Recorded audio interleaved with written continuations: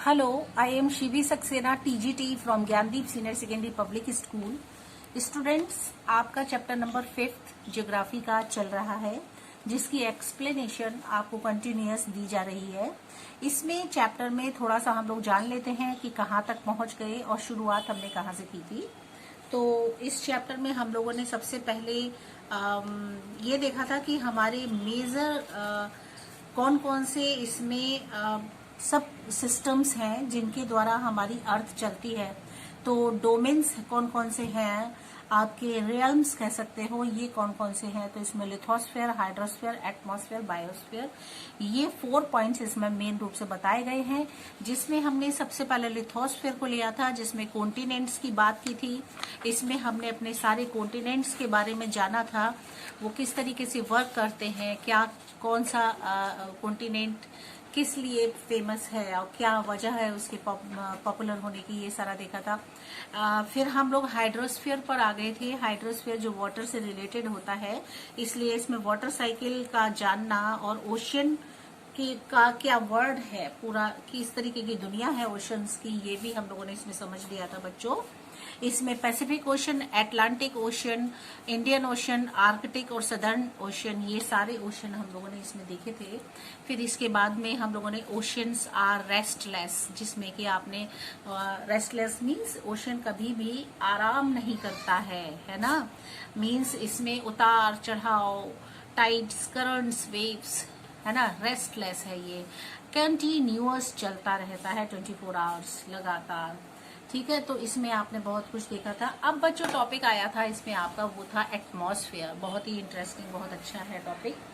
ये आपको इसमें समझने से एटमॉस्फेयर टॉपिक, और इसके साथ साथ बच्चों इसका एक और आगे, इसी से आगे टॉपिक है कंपोजिशन ऑफ द एटमॉस्फेयर। मतलब वो कौन सी कंपोजिशन है जिससे कि एटमॉस्फेयर हमारा बनता है। तो इसमें डायग्राम में आप देखिए, नाइट्रोजन, ऑक्सीजन, ये मेन रूप से आपको इसमें दिखाए हैं। बहुत छोटा सा पार्ट होता है जो इसमें जो दूसरे गैसेस होते हैं, अदर इसमें गैसेस दिखाए गए हैं, जो कि इसमें दर्शाया जा रहा है आपको उसके डायग्राम के थ्रू।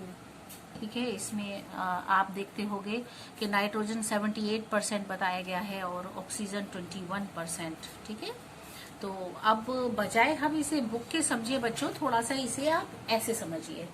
ठीक है, आपको सबसे पहले मैं कंपोजिशन का पार्ट लेके चलती हूँ, जो कि बाद में था, और एटमॉस्फेयर का पार्ट पहले था। लेकिन आपको ऐसे मैं समझाऊंगी जिसमें कि आप कंपोजिशन को पहले देखोगे। ध्यान से सुनिएगा, ध्यान से समझिएगा।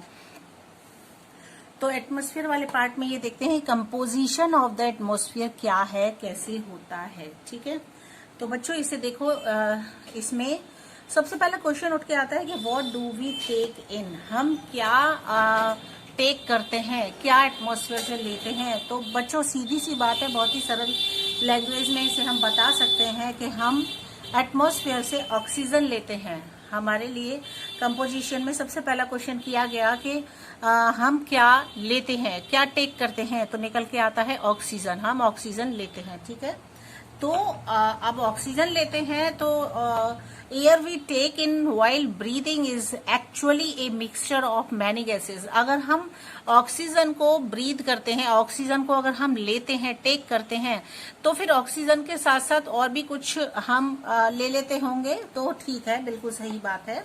वो एयर जो कि हम अपने अंदर सांस के द्वारा अपने अंदर लेते हैं, वो न सिर्फ ऑक्सीजन बल्कि छोटे छोटे और भी मिक्सचर गैसेस का होता है, जो उसके साथ साथ हमारे अंदर चला जाता है। ठीक है, तो nitrogen and oxygen are 2 gases which make up the bulk of atmosphere. ठीक है, बहुत बड़े एटमॉस्फेयर को हमारे लिए नाइट्रोजन और ऑक्सीजन के द्वारा मिला करके जो एक बनता है, वो हमारा एटमॉस्फेयर बना देता है। ठीक है, ये आपने अभी डायग्राम में देखा था। कार्बन डाइऑक्साइड, हेलियम, ऑक्सीजन और ऑक्सोन जो है आपका, इसके अलावा and hydrogen are found in the quantities. ये जो है इनकी अलग अलग मात्रा होती है, जैसे कार्बन डाइऑक्साइड है, हीलियम है, इनका तो उसकी एक क्वांटिटी के रूप में ये हमारे एटमॉस्फेयर में पाई जाती है। ठीक है। They dust particles are also present in the air. इसके साथ साथ स्टूडेंट्स कुछ डस्ट के पार्टिकल्स भी होते हैं जो हमारे एटमॉस्फेयर में चारों ओर रहते हैं, चारों ओर घूमते रहते हैं और वो हमारे एटमॉस्फेयर को भी बनाते हैं। ठीक है, तो इस तरह से आप ये भी देख रहे हो। फिर देखिए, tiny dust particles are also present in the air, जो कि एयर में ये पार्टिकल्स प्रेजेंट रहते हैं। Plants also need nitrogen directly from the air. जो प्लांट्स होते हैं ये इनको जरूरत पड़ती है नाइट्रोजन की, ठीक है, जो इन्हें एयर के थ्रू मिलती है। They can not take nitrogen directly from the air, लेकिन इन्हें जरूरत होती है नाइट्रोजन की, जो कि एयर से ये डायरेक्ट ले सकते हैं, लेकिन ये नहीं ले पाते हैं। Bacteria that live in the soil, कुछ ऐसे बैक्टीरिया होते हैं स्टूडेंट्स जो कि सॉइल में, मिट्टी में रहते हैं, रूट्स के अंदर, जो सम प्लांट्स के रूट्स के अंदर, टेक नाइट्रोजन फ्रॉम एयर, जो एयर के थ्रू नाइट्रोजन को गेन करते हैं and change it's form so that plants can use, और उसका फॉर्मेशन चेंज हो जाता है, फिर उसके बाद प्लांट्स जो है उसका यूज कर लेते हैं। तो इस तरह से बेटा प्लांट्स, एनिमल्स और ह्यूमन बींग्स के लिए कितने तरीके से हमारा कंपोजिशन जो एटमॉस्फेयर का होता है वो काम करता है, वो आप इसमें देख रहे हो। ठीक है, इसके बाद ऑक्सीजन और कार्बन डाइऑक्साइड जो होता है ये मेन गैसेस होती हैं, मेन आपके जो पार्ट होते हैं। अब देखिए बच्चों, इधर ऑक्सीजन जो है वो भी सेकेंड मोस्ट प्लेंशियल गैस है अर्थ पर। ठीक है, बहुत ही इंपॉर्टेंट, जो कि हमें जरूरत पड़ती है, इसी से हम जीवित रहते हैं, है ना। हर इंसान को ऑक्सीजन इनहेल करता है।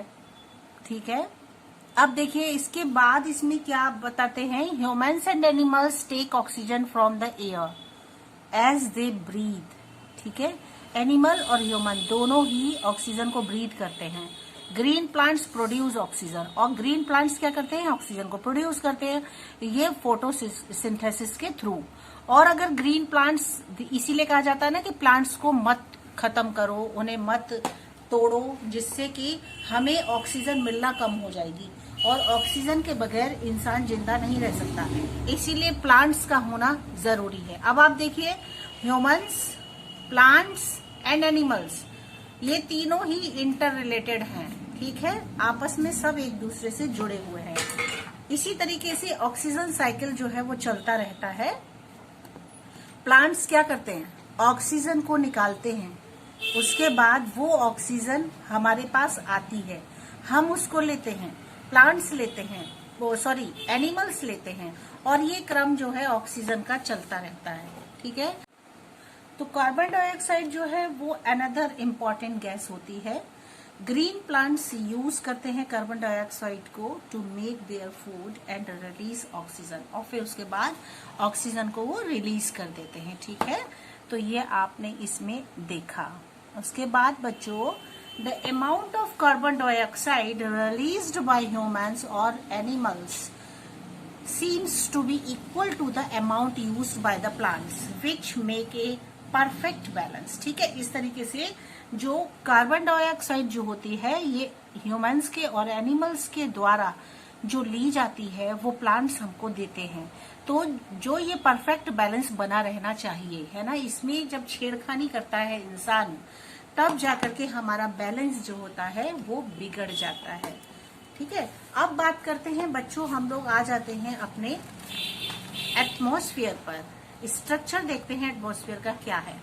तो देखिए, सबसे पहले ये हमारी, इस तरह से मान के चलो, समझ के चलिए बच्चों, ये हमारी अर्थ है। ठीक है, मैंने एक पार्ट दिखाया है अर्थ का, हाफ अर्थ में दिखा रही हूँ। इस अर्थ के ऊपरी पार्ट में, पूरी अर्थ में हमारा क्या है, ओजोन लेयर है, जो हमारे डिफरेंट गैसेस से मिलकर के बना है। अब इस जो लेयर है इसके भी बेटा स्फीयर्स हैं, लेयर्स हैं अलग अलग। ये सबसे पहला जो होता है वो होता है ट्रोपोस्फियर, जो 13 किलोमीटर तक अबव है। इसके बाद ट्रोपोस्फियर के बाद स्ट्रेटोस्फियर जो 50 किलोमीटर ऊपर है, मेसोस्फियर 80 किलोमीटर, ठीक है, thermosphere 82 400 kilometre. Okay, exosphere it is the last. तो बच्चों यही इन सब से मिल करके हमारा बनता है स्ट्रक्चर एटमॉस्फेयर का। तो बच्चों हम लोग बात कर रहे हैं अब स्ट्रक्चर ऑफ द एटमॉस्फेयर। ठीक है, स्ट्रक्चर एटमॉस्फेयर का कैसा होता है, किस तरीके से उसका बनावट होती है, वो किस तरीके से शो होता है। तो बच्चों मान के चलो ये हमारी अर्थ है, मैंने इसको हाफ अर्थ दिखाया है। इसके ऊपर हमारी ओजोन लेयर होती है और इस ओजोन लेयर में ही सारे स्फीयर्स होते हैं, सारी लेयर्स होती है एटमॉस्फेयर के। ठीक है, सबसे पहले ट्रोपोस्फेयर, फिर स्ट्रेटोस्फेयर, मेसोस्फेयर, इसके बीच में आयनोस्फेयर आता है, थर्मोस्फेयर होता है and then the last is exosphere. इसके भी बेटा मीटर्स होते हैं। ठीक है, तो इस तरीके से इसमें डिवाइडेशन पूरा होता है। Thermosphere 13 kilometre, stratosphere 50 kilometre, mesosphere 80 kilometre, thermosphere जो है आपका वो 80 to 400 kilometre. Then last is exosphere where all stars are twinkle and here our moon and sun are appear. Okay, so students, this is very important diagram to know this chapter. It is very clear for you to understand this spheres, this structure of atmosphere. I want to show you through this diagram, and after this we will explain one by one these spheres, these layers of this ozone layer. ये ozone layer होती है बच्चों, इसमें हम यहाँ रहते हैं। ठीक है, थर्मोस्फियर वो पार्ट होता है जहां पर हमारी लाइफ एक्सिस होती है बच्चों। इसके अलावा यहाँ पर सबसे ज्यादा आपके पार्टिकल्स होते हैं, एयर मासेस होते हैं यहाँ सबसे ज्यादा।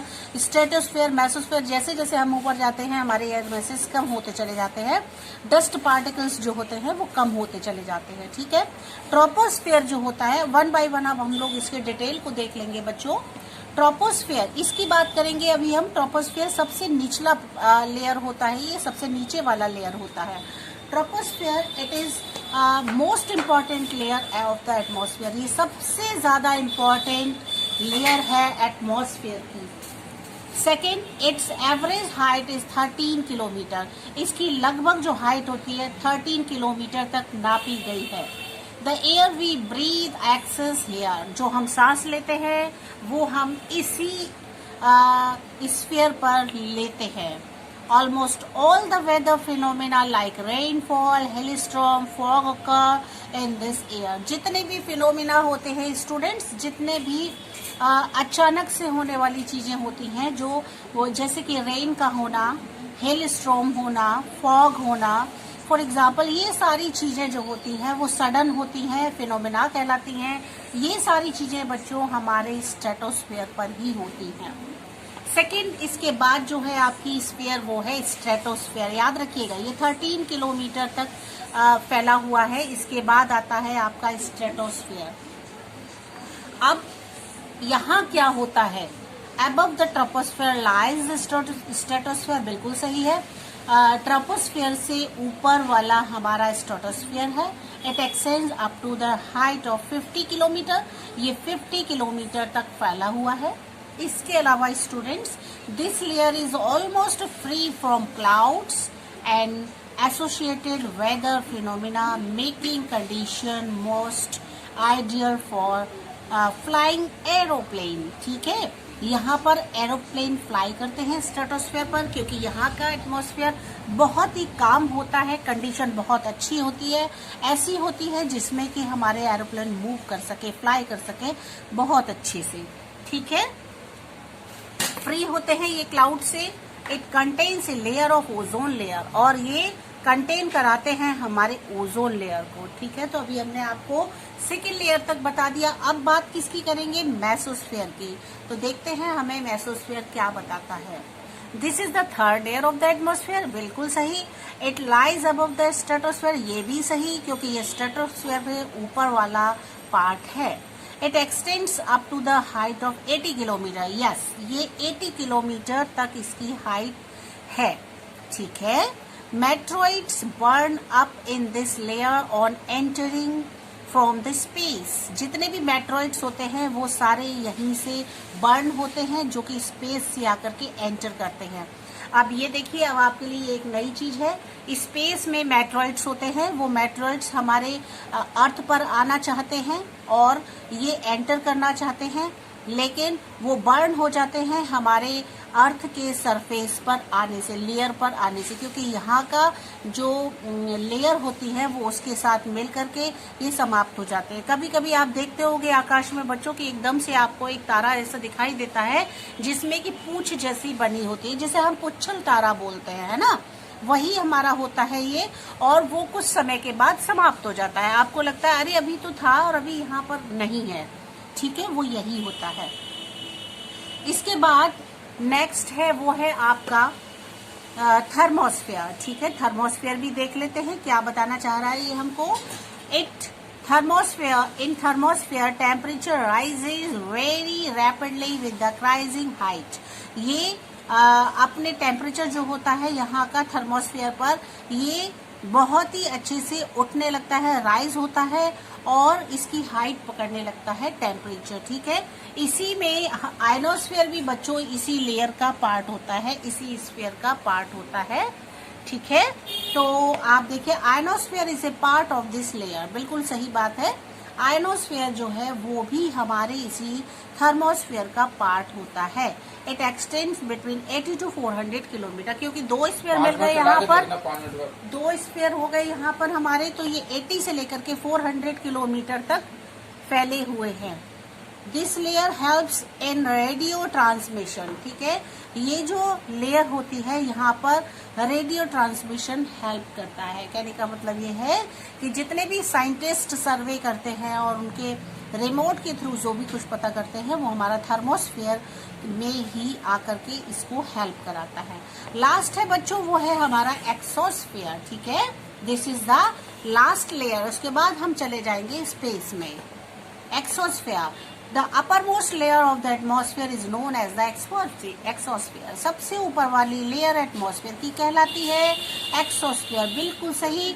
This layer has very thin layer, ये लेयर बहुत ही पतली होती है। Light gases like helium and hydrogen, यहाँ पर दो ही तरीके की गैसें रह जाती हैं, एक हेलियम और दूसरी हाइड्रोजन, बाकी सारी नीचे रह जाती है। Float into the space from here, यहाँ से हमारा स्पेस स्टार्ट होता है। और आपके जो सन है, आपके स्टार्स हैं, वो सारे ही लगभग जो है इन्हीं दो गैसेस से मिलकर के बने हुए हैं, ठीक है। तो बहुत ही इंटरेस्टिंग था ये आपके लिए स्ट्रक्चर एटमॉस्फेयर का, आपने समझ लिया। बहुत अच्छे से रिपीट करने की जरूरत नहीं है, आप वीडियो को, रिकॉर्डिंग को रिपीट करके देख सकते हो, समझ सकते हो बहुत अच्छे से। Troposphere, stratosphere, mesosphere, thermosphere and exosphere, these are all spheres, layers of the atmosphere. You can understand very intelligently. Okay? तो बच्चों हमने बात कर ली एटमॉस्फेयर की, अब हमें बुक में पढ़ने की जरूरत नहीं है। एटमॉस्फेयर में आपने देखा कि किस तरीके से स्फीयर्स काम करते हैं। देखिए सेम आपको इसमें भी बताया जा रहा है। Troposphere, stratosphere, mesosphere, ionosphere and last है आपकी एक्सोस्फेयर। ये आप इसमें देख रहे होंगे, ठीक है। जो मैंने आपको भी समझाया था, कंपोजिशन आपको बताया था कि एटमॉस्फेयर का कंपोजिशन क्या होता है, वो आपने इसमें सारी चीजें बहुत अच्छे से देख ली। अब आ जाते हैं बच्चों एटमॉस्फेरिक प्रेशर एंड विंड्स, कि हमारा एटमॉस्फेयर का प्रेशर और विंड्स किस तरीके से मूव होते हैं और हमारा एटमॉस्फेयर का प्रेशर किस तरीके से बनता है। तो इसको जरा बुक के सहारे से हम इसे देखेंगे। एयर हैज वेट, है ना, जो हवा होती है ना बच्चों, जो एयर होती है इसमें वजन होता है, ये वेट रखती है। The total weight of the air above any point is called air pressure और atmospheric pressure। जो टोटल वेट होता है बच्चों एयर का, उसके पॉइंट को कहा जाता है प्रेशर। जब हमारी एयर में टोटल अमाउंट हो जाता है और वो वेट के रूप में एक जगह एकत्रित हो जाता है, उससे एक प्रेशर बनने लगता है, इसको एटमॉस्फेरिक प्रेशर कहते हैं। एटमॉस्फेयर के द्वारा बनाया हुआ pressure. Air pressure varies from place to place and over time. Air pressure जो होता है ये जगह, हर जगह का अलग अलग होता है, हर समय पर चेंज होता है। Atmospheric pressure decreases with increases in altitude. Atmospheric pressure जो होता है ये डिक्रीज होता है कहीं पर, इंक्रीज होता है कहीं पर एल्टीट्यूड में। ठीक है, आपको मैंने इससे प्रीवियस वाले चैप्टर में बताया था कि एल्टीट्यूड किस तरीके से काम करता है। तो इस तरीके से हमारा एल्टीट्यूड बनता है, ये मैंने आपको बताया था। इसकी ए शेप होती है, इसको हम एल्टीट्यूड बोलते हैं, है ना। इस तरीके से नीचे से हम ऊपर की ओर जाते हैं अपनी स्फीयर्स में। फॉर एग्जाम्पल यहाँ से समझ लीजिए, ये हमारा ऐसे ऊपर गया और यहाँ हमारा सन है और नीचे हम रहते हैं, और यहाँ से जैसे जैसे ऊपर जाएंगे हमारी हीटनेस कम होती चली जाती है, हमारे एटमॉस्फेयर में हीटनेस कम होती चली जाती है, और इस तरीके से वापस हम यहाँ आते हैं। ठीक है, जबकि हम सन यहाँ है, सन हमसे बहुत दूर है, लेकिन फिर भी हीट यहाँ ज्यादा होती है। यहाँ सन इसके नजदीक है, यहाँ हीट कम होती है।